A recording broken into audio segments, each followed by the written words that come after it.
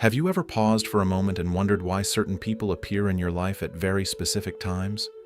Why someone walks in just when you feel lost? Or why another arrives and turns everything upside down? At first glance, it all seems random. Coincidence, chance, just life doing what it does.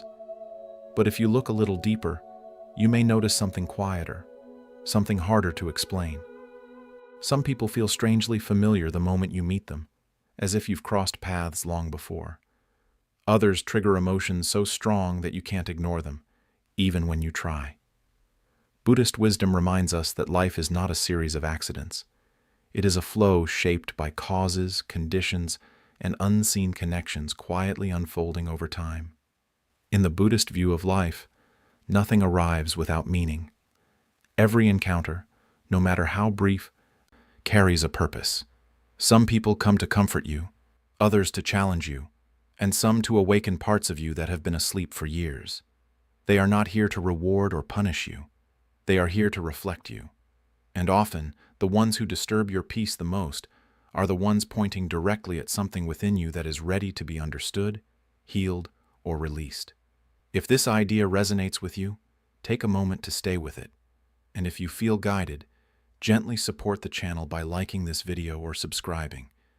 It helps these teachings reach others who may need them right now. We are taught to ask, why is this happening to me? But Buddhist insight softly shifts the question to something deeper. What is this here to show me? This single change can transform the way you see your past, your relationships, and even your pain. What once felt unfair may begin to feel meaningful. What once felt like loss may reveal itself as redirection. When you stop seeing life as random, you stop fighting it. You begin to listen instead.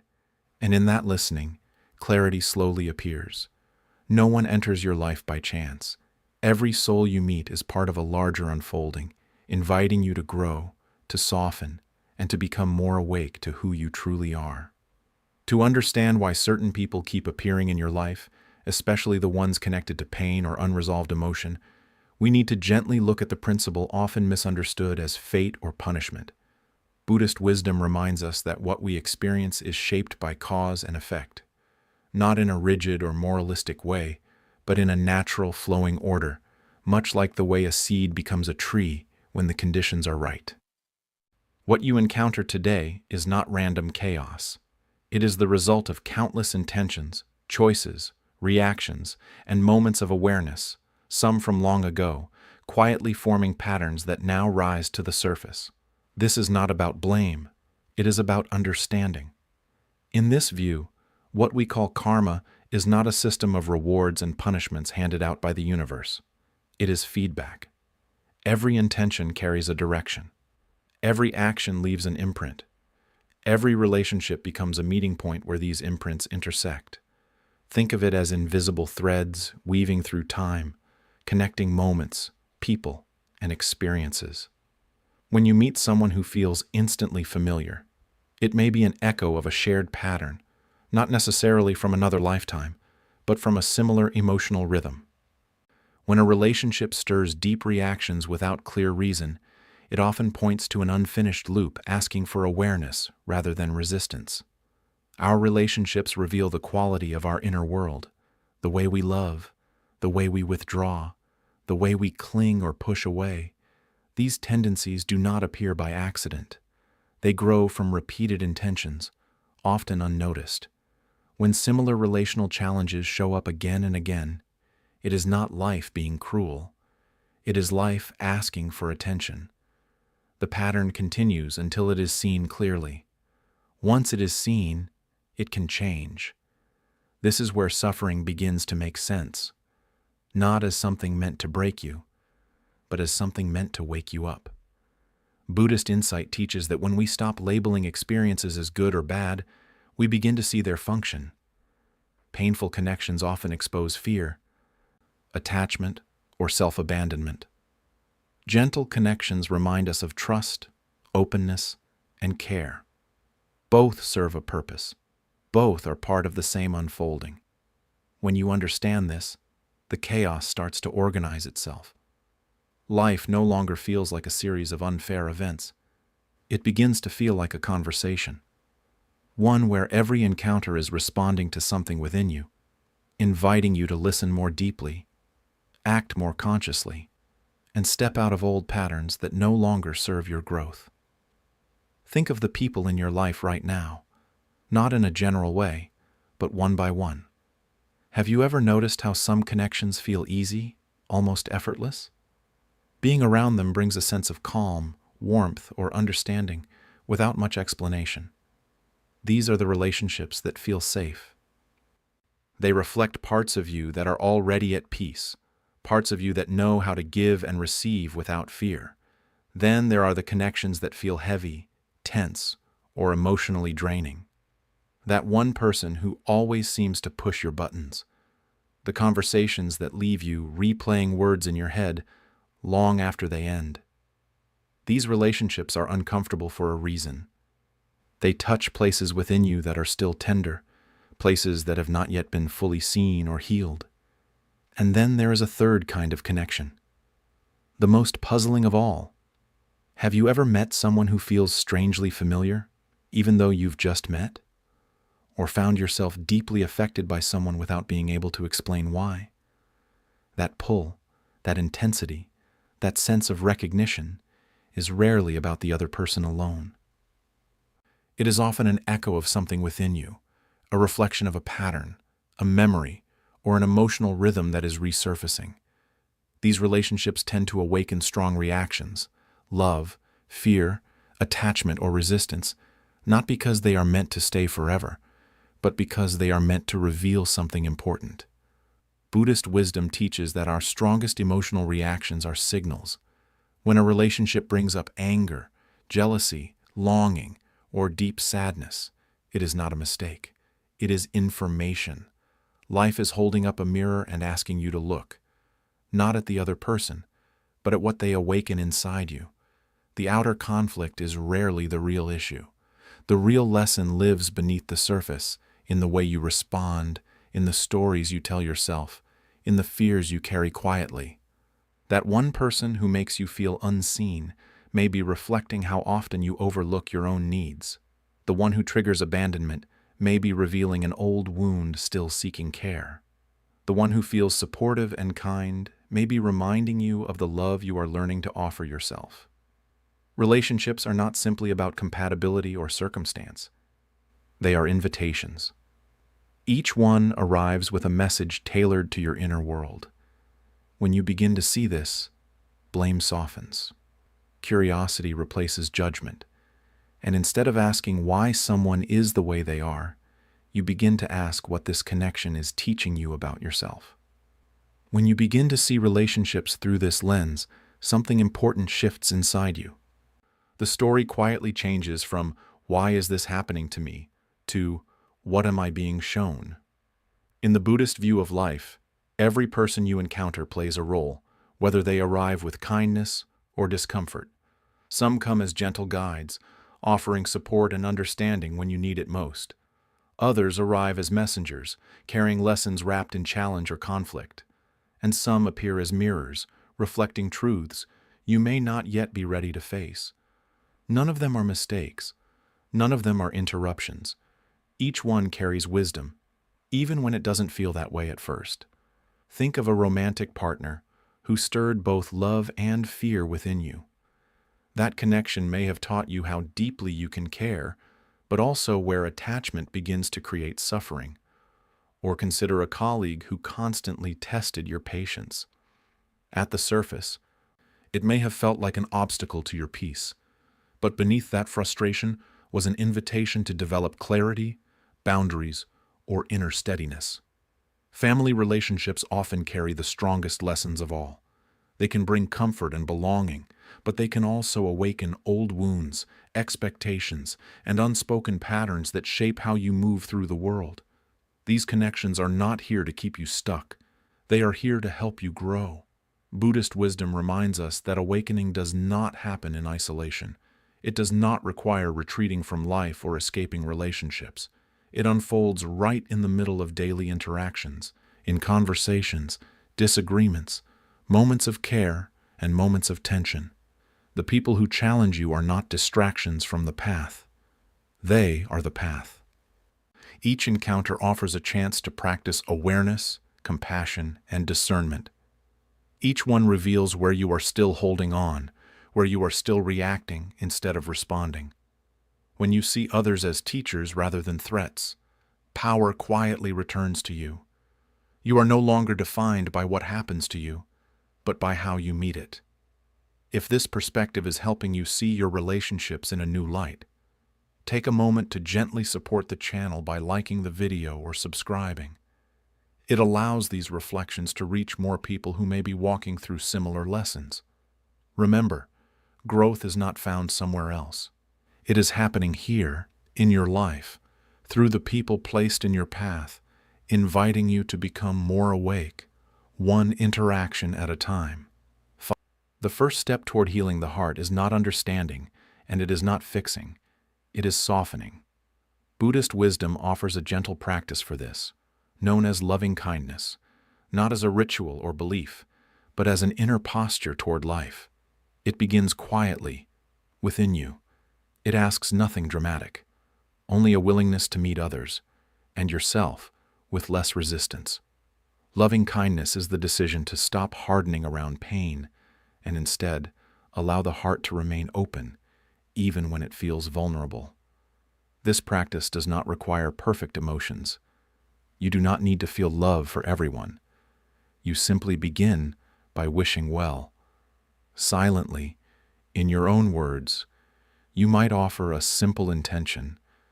May you be safe. May you find peace. May your suffering ease. These words are not meant to excuse harmful behavior or deny the pain someone caused you. Loving kindness is not approval.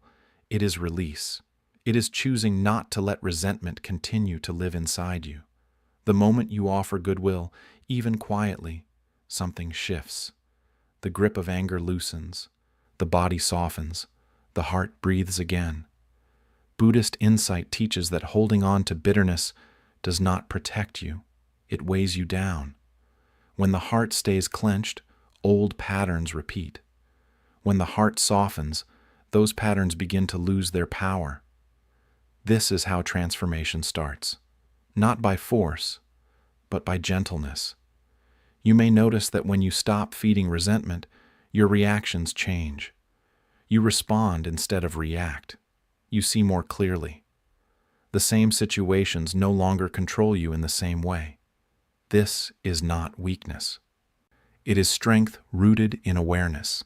Loving kindness can be offered to those who support you, to those who challenge you, and eventually to yourself. And while it may feel subtle at first, its effect is deep. When the heart becomes less guarded, the inner world begins to reorganize. Old wounds slowly lose their charge. New choices become possible. In Buddhist wisdom, when the heart softens, the unseen patterns that shape our experiences begin to shift. Healing does not always announce itself loudly. Sometimes it arrives quietly, the moment you choose peace over bitterness and compassion over holding on. In a world that moves quickly, presence has become rare. We rush through conversations while our minds are already somewhere else, replaying the past or planning what comes next. Even when we are with others, we are often not truly there. Buddhist wisdom gently reminds us that one of the greatest gifts we can offer another human being is our full presence. Not advice, not solutions, just being here, fully, quietly, with attention. Have you ever noticed how often we listen only to respond? While someone is speaking, we are already preparing our reply, defending our position, or waiting for our turn to talk. In those moments, connection fades, but there is another way of listening. Listening to understand. This kind of listening is slower. It includes the pauses. It notices the tone, the breath, the emotion beneath the words. When you listen this way, something shifts. The other person feels seen. Defenses soften. Tension begins to dissolve, not because anything was fixed, but because presence created space. Mindful presence is practiced in small, ordinary moments. It is in the way you look at someone when they speak, without distraction, It is in allowing silence without rushing to fill it. It is in feeling your breath as you respond instead of reacting. These moments may seem simple, but they are powerful. When presence enters a relationship, misunderstandings lose their grip.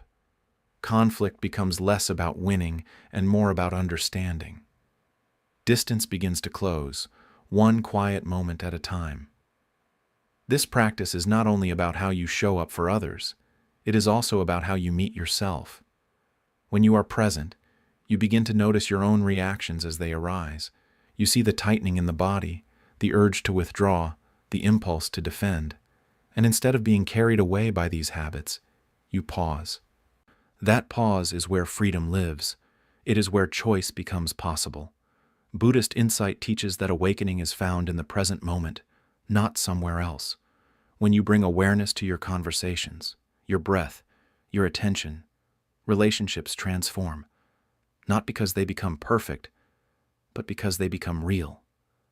Presence grounds you in what is happening now, and in that groundedness, connection deepens.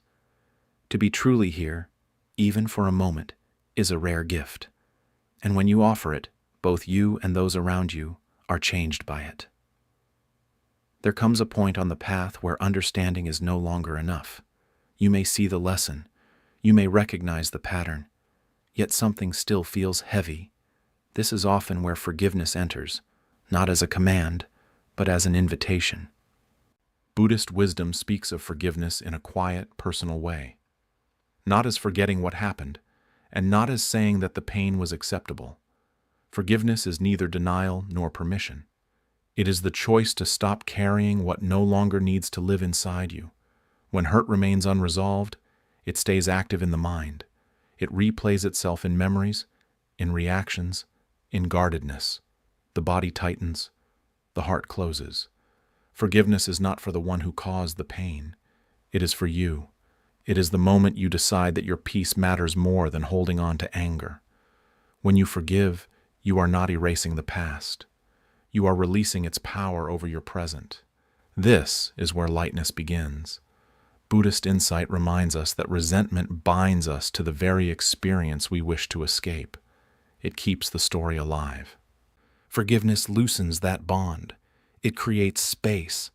In that space, something unexpected often appears.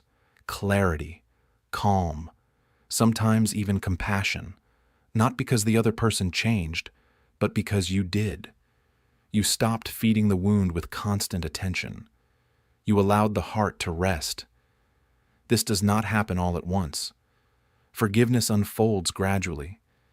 It may begin with a simple willingness, a quiet acknowledgement that you are tired of carrying this weight.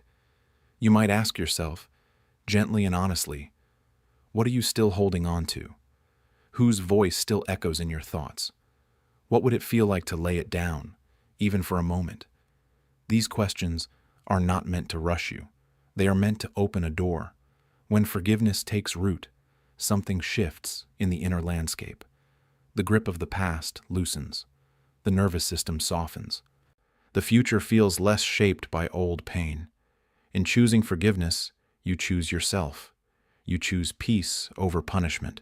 And in that choice, healing quietly begins, not as a dramatic breakthrough, but as a subtle release, a deep breath, a sense of space where there was once only tension. This is the freedom forgiveness offers, not to forget, but to finally move forward, lighter than before. As this reflection comes to a close, there is one person we must not forget to meet with the same kindness and patience you've been offering outward. You. On this path of relationships, growth, and awakening, it is easy to focus on what others did wrong or how situations could have unfolded differently. But Buddhist wisdom gently reminds us that every human being is learning. Every heart stumbles. Every soul grows through trial and error. You are no exception, and that is not a flaw. It is part of being alive. There will be moments when you speak from fear instead of love, when you hold on too tightly or walk away too soon. You may misread signals, trust the wrong people, or stay longer than you should. These moments do not mean you have failed. They mean you are evolving. Growth is rarely neat or predictable. It is often uncomfortable, confusing, and deeply human. When you meet yourself with compassion instead of judgment, something powerful happens. You create space to heal. You allow yourself to keep going without carrying unnecessary shame. Remember, you are not meant to be perfect in your relationships. You are meant to become more aware, more honest, more gentle. Each experience, whether joyful or painful, shapes you in ways that are not always visible at first. When you look back one day, you may see that even your mistakes were guiding you toward deeper understanding. Nothing in your life has been wasted. Not the love you gave, not the lessons that hurt, not the time it took to learn.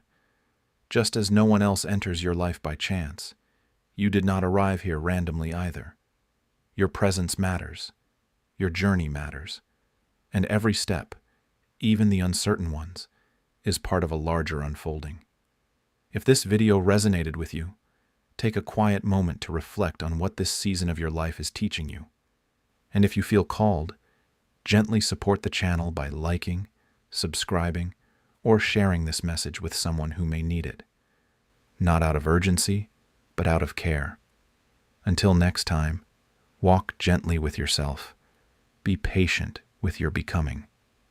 May you meet your own heart with the same compassion you offer the world. And may you remember always that your path is meaningful because nothing about you or your journey is random.